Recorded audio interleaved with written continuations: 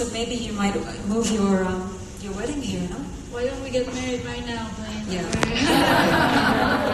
Oh, we have so many people right now. Do you want that?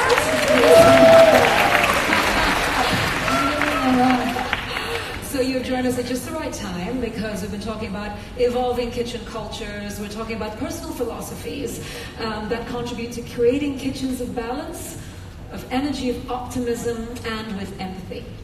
So Daniela, I've watched all of you a lot online to prepare for tonight.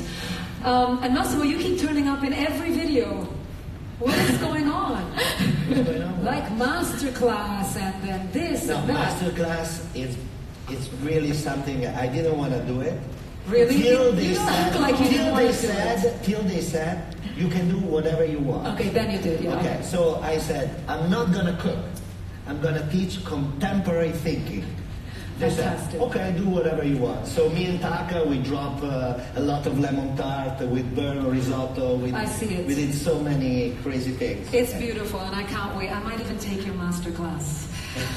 Daniela, talking about energy and keeping things flowing, I see workouts, I see music, and I see a lot of affection in your kitchen. How did that come about? I cannot contain my energy right now. I'm glad I'm sitting next to Massimo because both of us together were like just on the background working out, doing like twirls, and just looking at each other, not looking at each other. I think in the kitchen and in the restaurants you have to have a lot of energy, especially because you have to give attention to every single individual in the workforce. So that's where it comes from. And the extra energy, the workouts, is to just let the steam out before service. I was a swimmer growing up, so maybe that's where. Very nice. I love it. And actually, when I've watched a lot of the videos and stuff, I've just felt this great sense of happiness. You know, there's a lot of release, and it's really an easy kitchen as well. If a dish is actually cooked and created in a positive atmosphere, do you think it affects the dining experience? Absolutely. You can tell right away if someone is in a bad mood or a good mood. You can taste it. I think flavor comes right here when it's like extra acidic and the right amount of fat. It's like, okay, this cook had a good day. You know, you can tell right away. So Barack Obama, because I had to get that in there, didn't I? Has been to your restaurant. Was it a good or a bad day for him? It was a great day. He was having mezcal and tacos. How could you be sad with that? Absolutely, I absolutely agree with you. Massimo, your approach is driven by a very, very vibrant energy, a very laser-sharp creativity. Do you consider yourself a calm person? Calm? What kind of question is that? So It's a calm question. You know me. Do you consider me a calm person? I have so much energy that I don't know where to canalize, focalize, I have like, if you ask me what do you have in mind, what do you have in the future, and you talk about the project we already did, like we opened a hotel with a space, with that, not even 1 month ago, but I'm already thinking about new things. We are going to touch on the hotel. No, it's not an hotel, it's a home. It's like, a home. We're going to touch on that in a few minutes. But the only thing that I'm grateful for, and I have seen this man's energy, is that he's slightly jet-lagged, that's all. No, all. I just landed.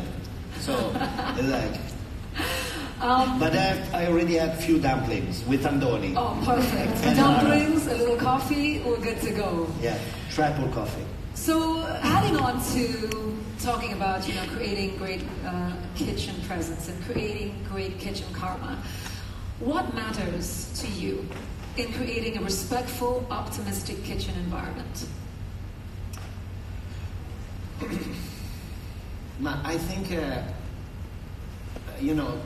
for a restaurant like ours, the most difficult thing is to create a team.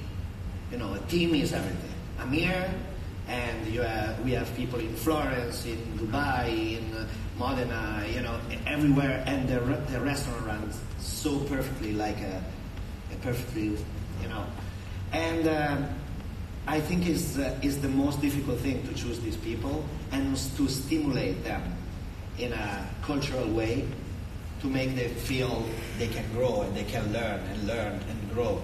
We have an exercise in the restaurant. It's called Who Are You? We are trying to teach the young apprentice, as Gustavo, as all the guys they pass through Osteria, how to think, how to transform ideas into edible bites. And Who Are You is like they have to express themselves and and explain to me who they are, like a couple of weeks after they arrive. And you see things that you can even imagine because this young generation are really much better than me when I start. These guys are passionate, they are devoted, they have culture, they have interest. So they give their lives to the restaurant. So how can you be like, you have to help them. You have to be the leader.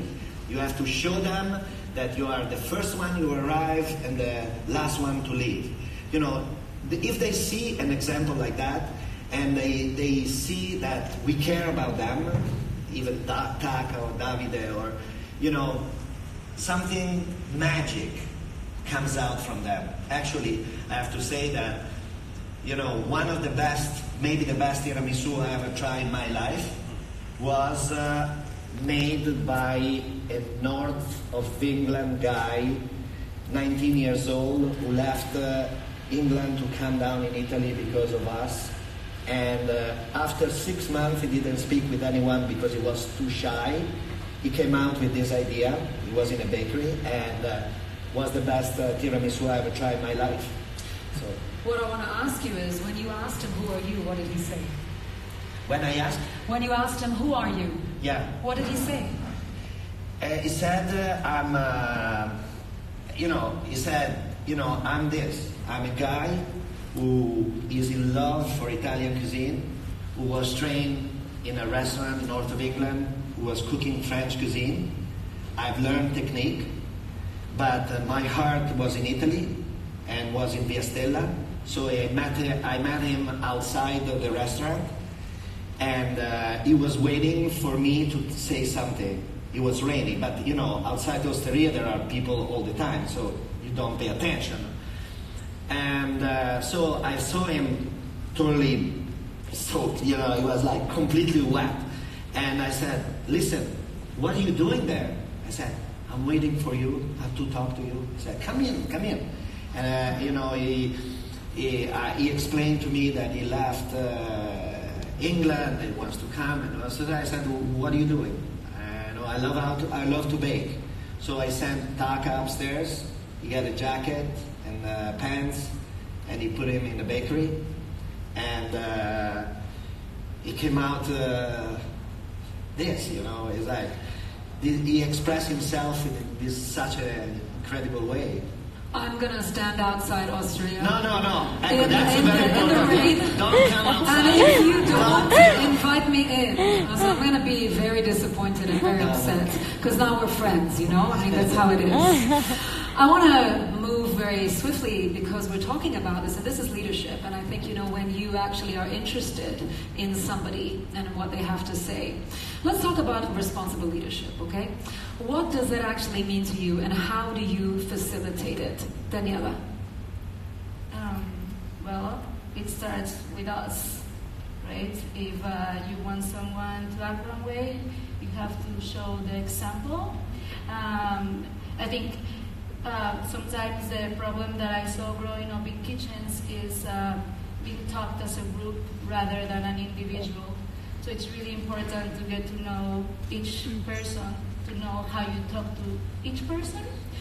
Some person might react completely different if you say it one way and to another person another way. So for me, responsibility is to ensure that I get to know each person so they can work towards your vision.